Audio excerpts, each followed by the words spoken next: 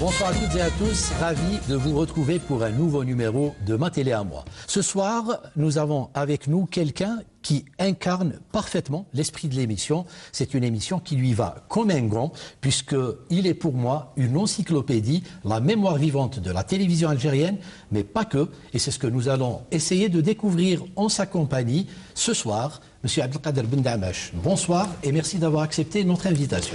Merci bien et puis bonsoir. Et puis je suis très heureux de fouler cet espace tout à fait nouveau. D'abord, c'est le décor qui est nouveau. Ouais. Ça me fait plaisir aussi de voir qu'il y a un nouvel habillage de l'émission. Alors, ça vous fait quoi de retrouver les studios de la télévision? Eh ben oui, la télévision, c'est une longue histoire. Absolument, c'est mon oxygène, la radio et la télévision.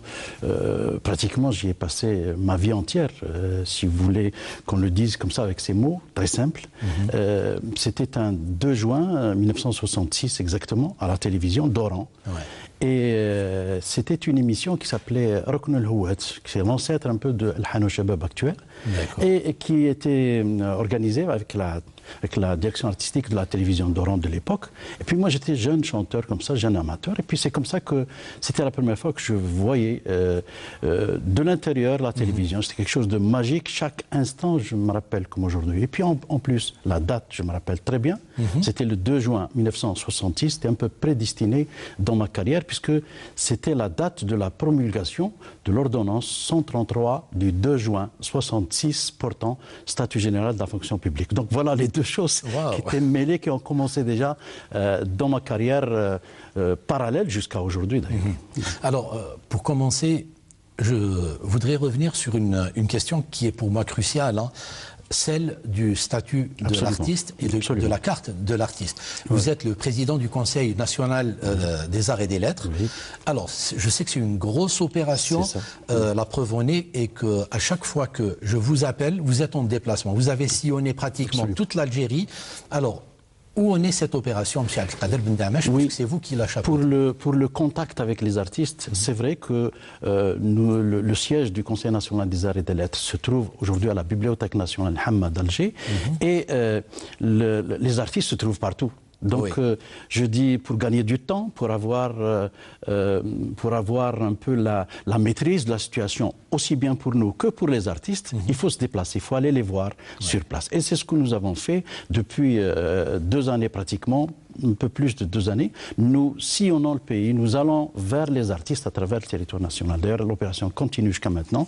Nous avons visité jusqu'à aujourd'hui 32 wilayas et le reste viendra, Inch'Allah. Donc, ce Conseil national des arts et des lettres a été créé en 2011, d'abord sur le texte, un décret exécutif qui crée ce Conseil national pour la première fois dans notre histoire, il faut le dire.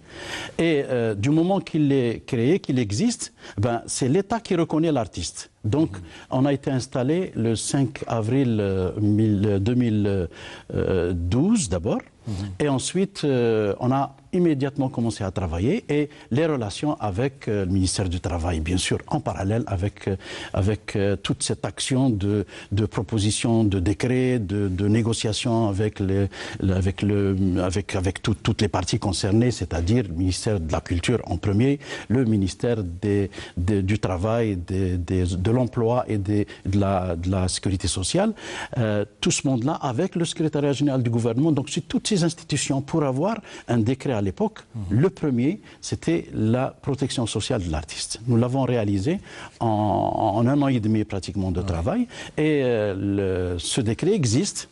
Il porte le numéro 1469 de février 2014 et aujourd'hui il est en application pleine et entière. Donc cette opération qui a commencé effectivement sur le terrain le dimanche, comme aujourd'hui, je me rappelle, le dimanche 15 février 2015 et qui continue à ce jour. Alors jusqu'à ce jour, le Conseil national des arts et des lettres a reçu environ 11 000 dossiers jusqu'à aujourd'hui, à travers le territoire national.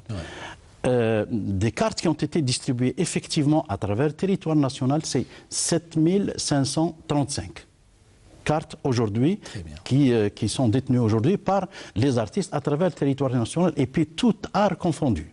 Alors, le Conseil national des arts et des lettres, une fois installé, ce décret qui existe aujourd'hui, il est applicable au niveau national et tous les artistes sont concernés. Les artistes qui en font leur métier et les autres également qui sont concernés. Donc, première décision, premier, si vous voulez, dividende pour un intérêt pour l'artiste, c'est il est couvert par la sécurité sociale. Il a la carte Chifa immédiatement, il est à l'aise, il est sécurisé. Oui. Pourquoi il est sécurisé? Parce qu'il n'était pas avant, tout simplement. Tout à fait. Voilà. Et c'est ce qu'on attendait depuis l'indépendance pratiquement. Oui.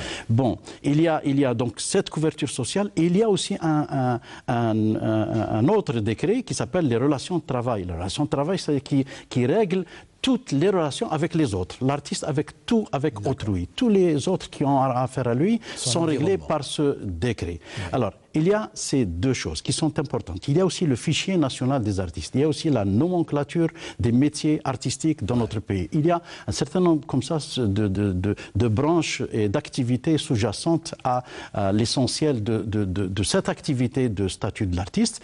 Et le statut de l'artiste n'interviendra qu'à la fin de toutes ces mesures, tous ces décrets qui arriveront peut-être d'ici 1 an et demi, 2 ans.